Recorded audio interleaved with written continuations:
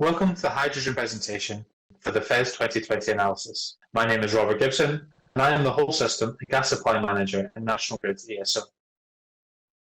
What I'm going to run through in this presentation is the key insights from the analysis. I will then provide an overview of hydrogen across the scenarios, followed by a breakdown of the demand and supply for hydrogen. Then I will talk a little about the energy required to make hydrogen and the minimum storage requirements.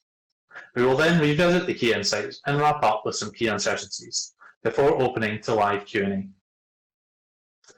So firstly, the key insights, which we will revisit at the end, but this will allow you to keep in mind as you go through this presentation. Firstly, at least 190 terawatt hours of energy for hydrogen production is required in all net zero scenarios. Secondly, hydrogen plays an important and complementary role in a highly electrified world by enabling storage of large volumes of energy required for seasonal flexibility.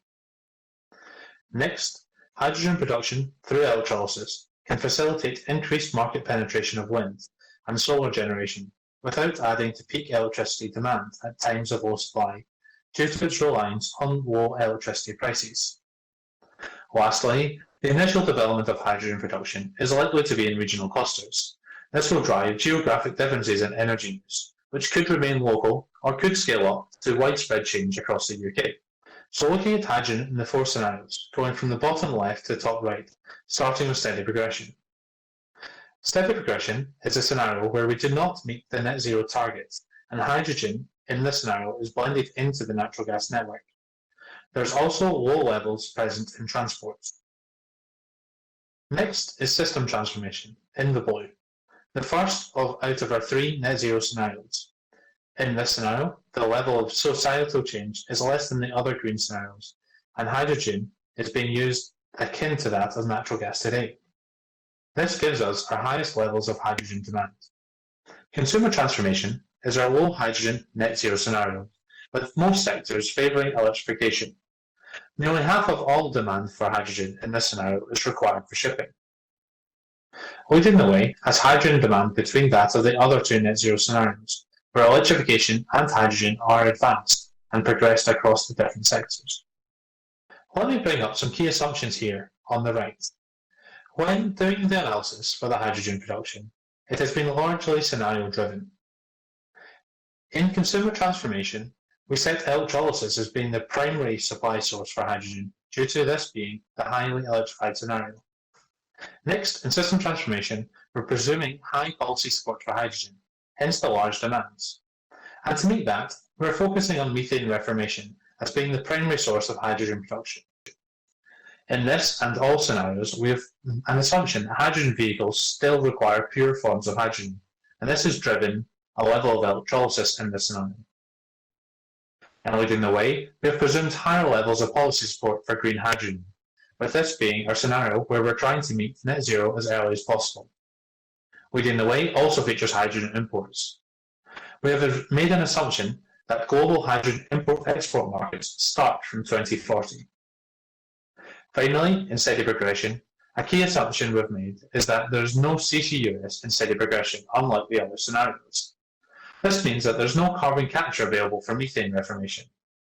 And finally, hydrogen is blended into the natural gas network at levels of around 2%. On this next slide, we have two charts. The one on the left shows a total demand across all scenarios out to 2050, and the one on the right shows the breakdown of the hydrogen demand across the different sectors in the year 2050.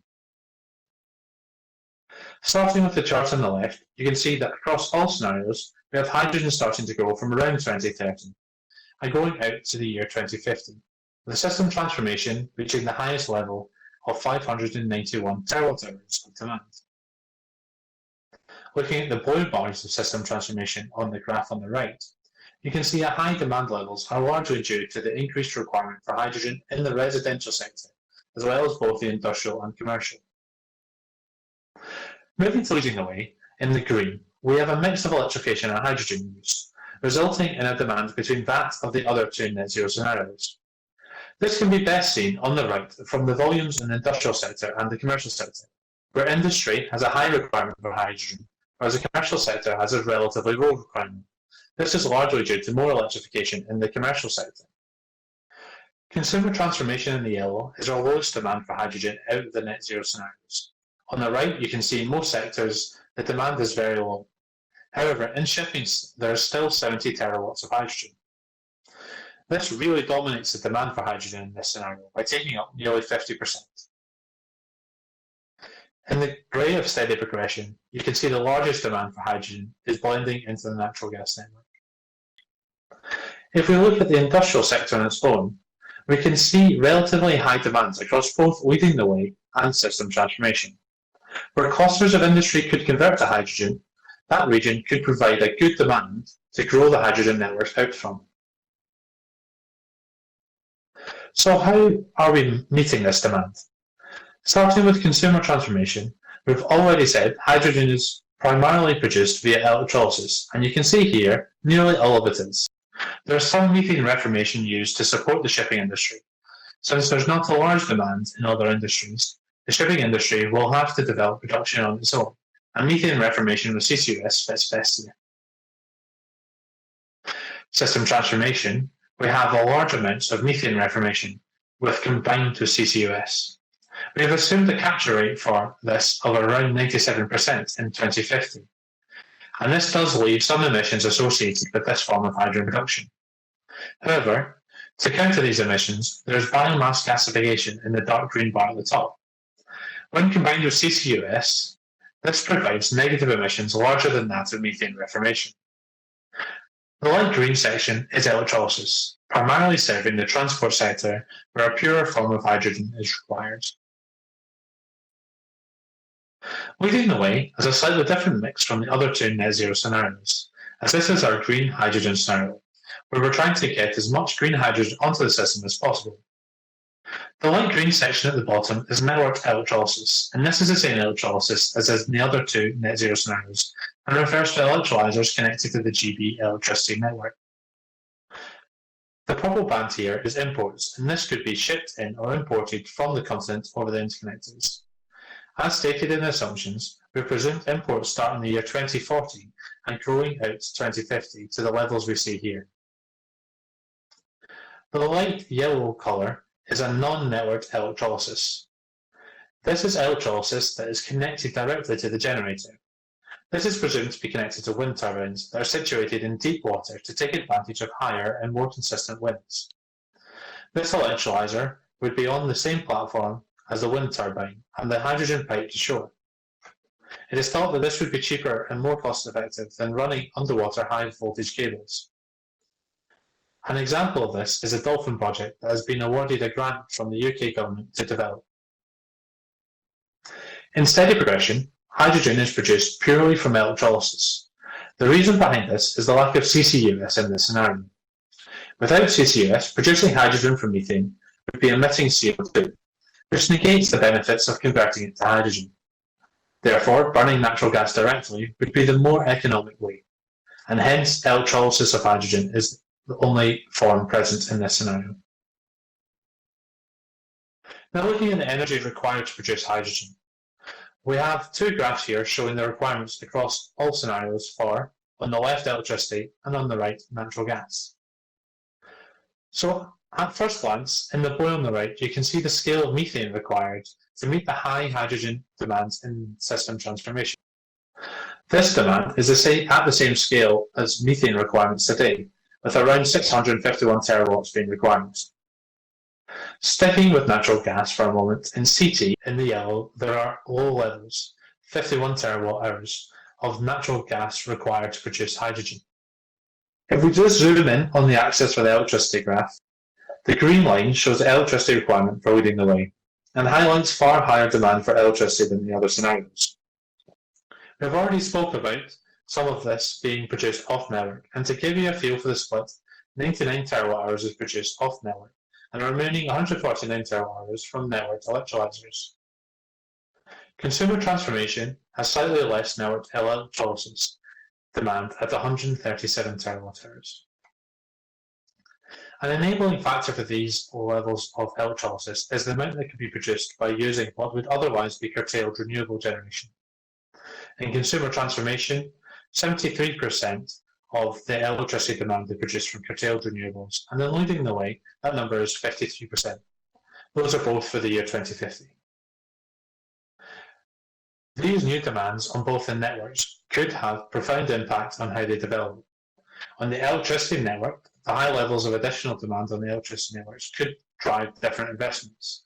Some of our assumptions here are that hydrogen electrolysis does not produce at times of peak demand, and we have limited the year-on-year installments of electrolyzers. On the gas network, potential conversion of the natural gas network to one that carries hydrogen and how that transition happens will be a key challenge over the coming years.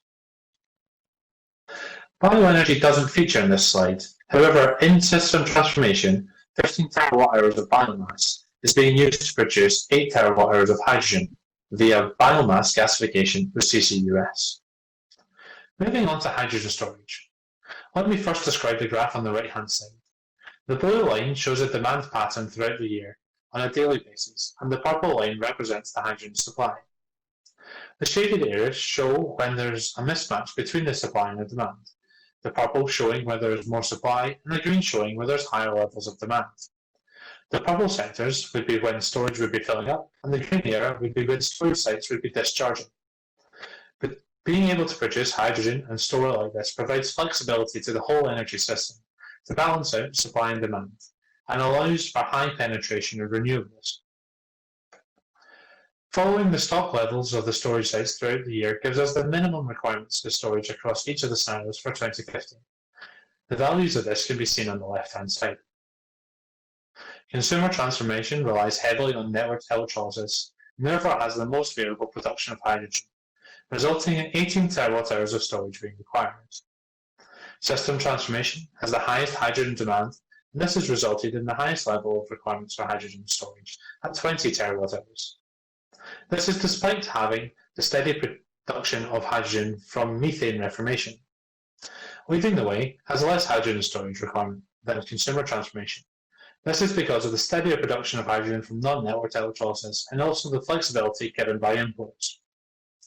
To put these volumes into perspective today, we have roughly 14 terawatt-hours of natural gas storage in the UK, and in the past this has been as high as 52 terawatt-hours. So now let's revisit the key insights. Firstly, at 190 terawatt-hours of energy for hydrogen production is required in all net zero scenarios. This has been seen when totaling the electricity and natural gas required in consumer transformation. Moving on, hydrogen plays an important and complementary role in a highly electrified world by enabling storage of the large volumes of energy required for seasonal flexibility. This was covered in the storage section of the presentation, as was facilitating increased market penetration of wind and solar. The initial development of hydrogen production is likely to be in regional clusters, and this was discussed during the demand section, looking at the hydrogen demand from industry. So now moving on to the key uncertainties, of which we'd love to hear your feedback. First of all, with green hydrogen, what's the level of policy support going to be for the green hydrogen over blue hydrogen? In leading the way, we've presumed heavy support for green hydrogen, so there's less reliance on fossil fuels. The locations of the electrolyzers could have large impact on the electricity network, and likewise for the development of non-network production. The transition to a hydrogen economy is a large area of uncertainty. Whether blue hydrogen is required to enable green hydrogen, and how will the hydrogen networks develop? The import and export market has a lot of uncertainty around when and where the people will start exporting, and will the UK become an exporting country in itself?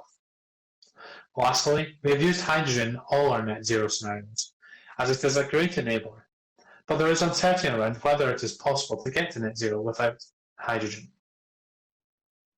That brings me to the end of this recorded presentation. Thanks for listening, and I will now pass on to the live Q&A.